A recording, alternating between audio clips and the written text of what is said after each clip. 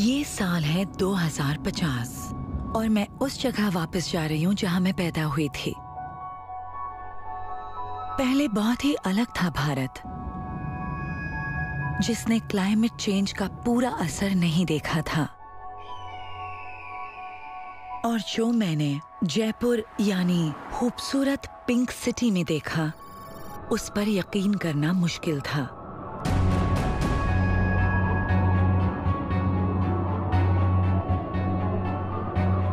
पूरा शहर रेत के ढेर में बदल चुका है।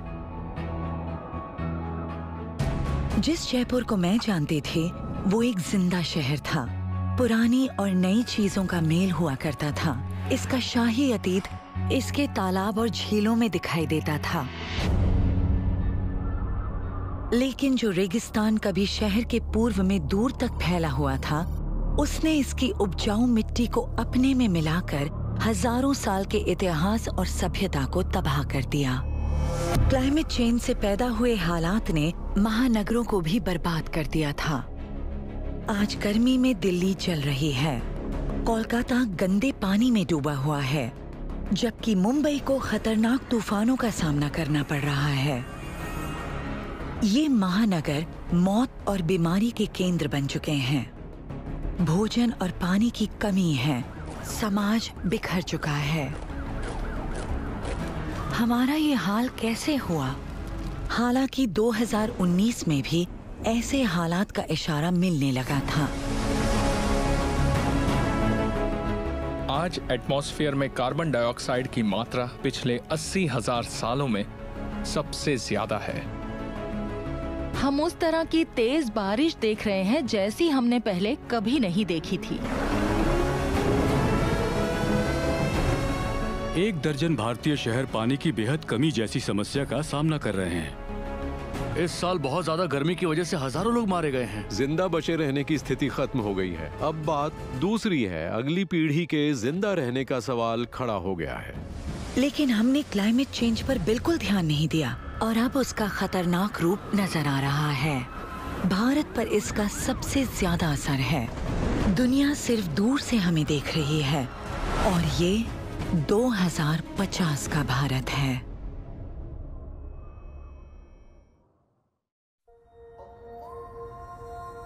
– 2019 में अक्टूबर का महीना था। दिवाली के बाद मेरा परिवार जयपुर से दिल्ली आ गया। उत्तर भारत को हर साल की तरह जहरीले धुएं की चादर ढक रही थी। दिल्ली को दुनिया का सबसे प्रदूषित शहर होने का दर्जा मिला हुआ था। विशेषज्ञों का कहना था कि सिर्फ हवा में सांस लेना भी दिन में 50 सिगरेट पीने के बराबर है।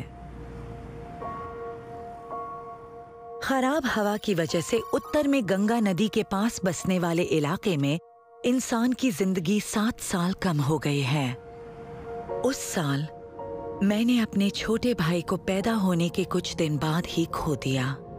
लेकिन हम अकेले ही ऐसे दुख का सामना नहीं कर रहे थे। हम इस तरह की घटनाओं में तेजी देख रहे हैं, खास करके सर्दियों के महीनों में। जैसे ही दिवाली पास आती है, हम बड़ी संख्या में ऐसे बच्चों को देखते हैं जिन्हें अस्पताल में भर्ती कराने की जरूरत होती है।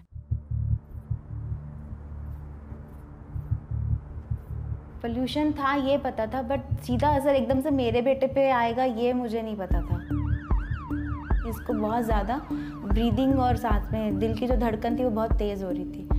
तो ये 5 से 6 दिन PICU में रहा। तो वो पूरे 5 दिन मेरे बिल्कुल ही मतलब ये था कि बच्चा बच जाए किसी तरह से।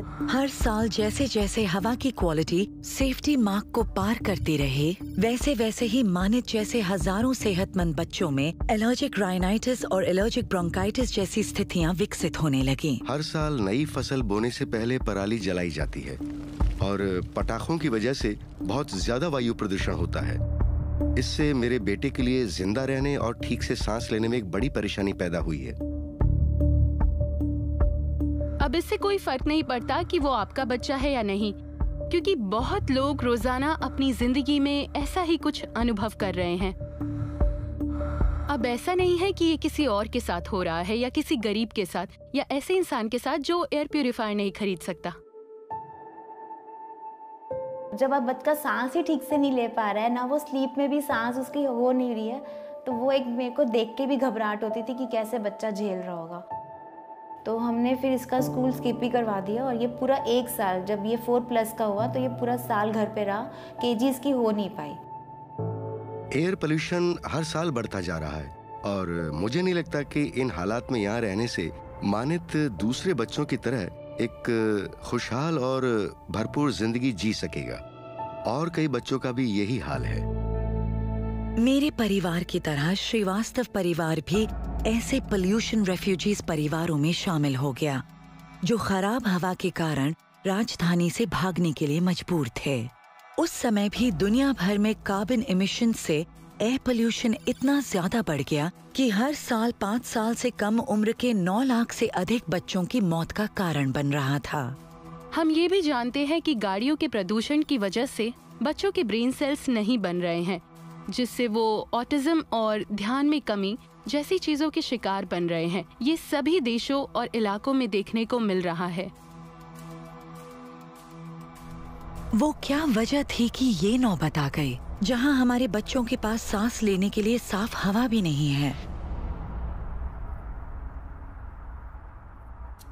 आजादी हासिल करने के बाद भारत ने तरक्की की तरफ तेजी से कदम उठाए थे। दूसरे विकासशील देशों की तरह हमने भी डैम, हेवी इंडस्ट्रीज और कारखाने बनाए। लेकिन हर बल्ब जिसे ऑन किया गया या जिस चीज से भी रोशनी की गई, उसके लिए हमने फॉसिल फ्यूल का इस्तेमाल किया, जिससे ग्रीन हाउस गैसेस हवा में पहुंची। हमारी इस तरह की जीवन शैली पृथ्वी के तापमान को बढ़ा रही थी। लाखों साल से पृथ्वी के तापमान में बदलाव होता आ रहा है, लेकिन उस तापमान में वृद्धि या कमी सैकड़ों और हजारों साल में हुई है और इससे स्पीसीज और इकोसिस्टम्स को उसके अनुसार ढलने का मौका मिल जाता था।